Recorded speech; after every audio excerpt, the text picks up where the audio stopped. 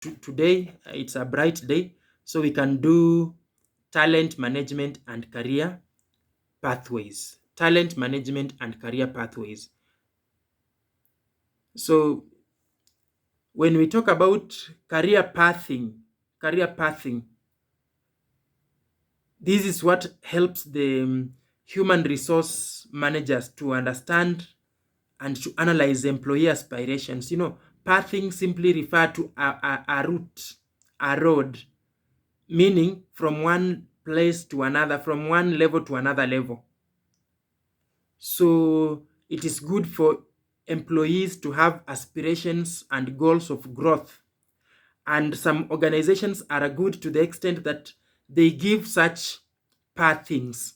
They give the employees a way to grow in their areas of profession. So, but when we look at talent management, we have done this previously. When we look at talent management, we simply refer to, when we talk about talent management, we simply refer to a wider term which encompasses everything from recruitment and then mostly the God givings, the gifts that God has given you.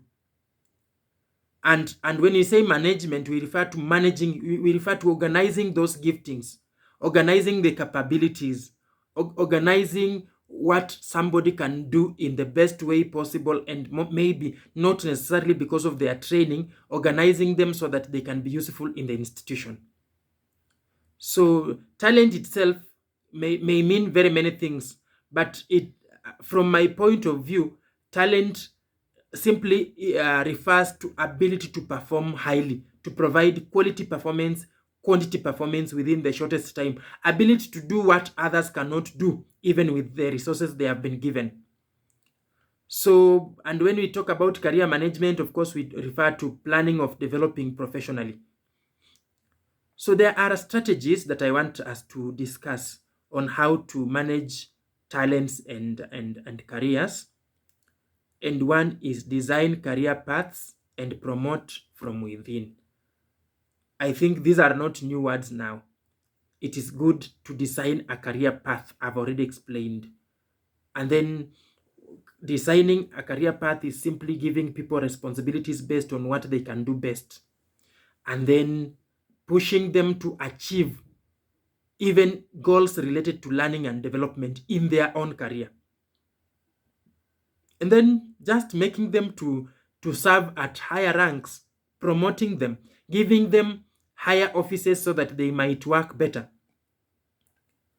Number two, foster a productive and equal workplace. If you want people to work well, people always want to be treated equally. They don't want to be seen as inferior or superior. Treating somebody as inferior, that is treating them like they are not important, they feel out of place and they are likely to leave quickly. They can even resign. Then if you treat them so special, they may misuse the resources and the abilities you've given them. Most people misuse their powers if they are given a lot of special tasks.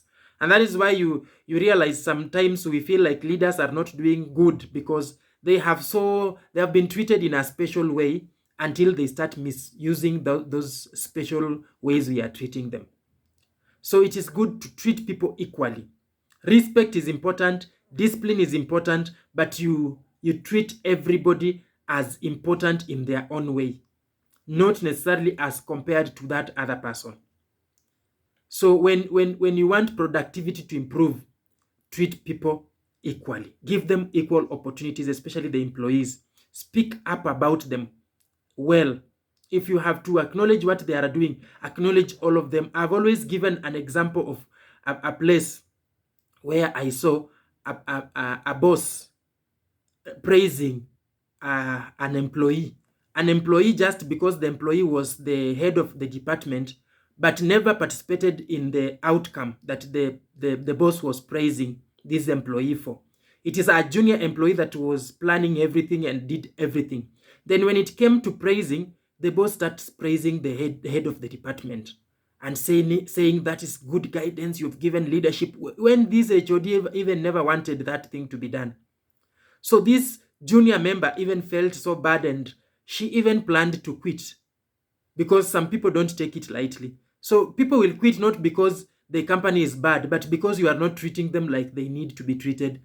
A good employer, a good HR manager will always look at specifics. If you are to praise somebody based on what they have done, not based on the feelings you have against them. Then number 3, recognize and reward employees' achievements. Just like I've said, it is good to look beyond typical compensation plans. It's good to look beyond a salary, beyond that money you have put there or that off you have put there. Sometimes when an employee performs something, even if it is small, praise them in the public. Thank them in the public. Talk to them and tell them, I'm happy because of you. You are bringing good stuff. You are bringing a lot of meaning to this company. Then where money is required, pay them on time. Pay the full amount. Do not push your employees to be following you every now and then, begging, please pay me, my wife is sick, please pay me, my child has been sent out of school, please pay me, my house has been locked.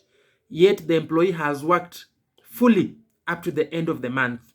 Most employees lose this, and that is why most employers lose this. They don't compensate. They do not have good plans to compensate people. Even bonuses, they can't. An employee plans and does a very good meeting, a good training for your other staff members, training that can change mentalities and just bring a psyche to the workers. But you as an employer or as a manager, you don't even appreciate them. You don't even say kindly, you talked too much, I never provided soda. Take this 1,000, take this 2,000, go take soda. You cannot do that. But when an outsider comes and does that work, you pay them. Employees will feel out of place and they will start looking for a way either to resign or never to do that again. So the performance they have been giving you will never be there again. Then number 4, build talent pipelines. Build talent pipelines. It is good as an employer, if you want to make your company very competitive, create an advantage of people competing for their talents, showing their potential. If people are creative in your company will be known for creativity. When your company has been known for creativity, those who are outside will start admiring to join your company. And this is where the overall business goals can be met. Even when people are coming, the new people, they are already aware that as we enter this company, we need to be creative. They can always create, and as they create, it becomes a positive impact to the company. So the company looks like it is creating so much, and when it looks like it's creating so much, it has a competitive advantage in the market. It also has a competitive advantage when it comes to employment and recruitment, and also that shows that you are also doing well in terms of productivity, maybe high production, maybe good quality of production, and maybe at a lower cost. Because if the creativity starts with your company, it means you spend so little in terms of now handling the creativity, buying the creativity and the innovation. Maybe it's the company that is supporting that creativity. So the person who is behind the creativity will not charge the company a lot of money, because you have supported him or her. You've provided a field, you've provided the laboratories, you've provided the avenues, So the person will say, because it's you who helped me to come up with this, you will benefit. You will get my first services for free. Before I start charging, maybe I'll charge those who are outside, and so on. So those are some of the things you look at when we are talking about building talent pipelines that can make people feel, those people who feel talented have a place in your company.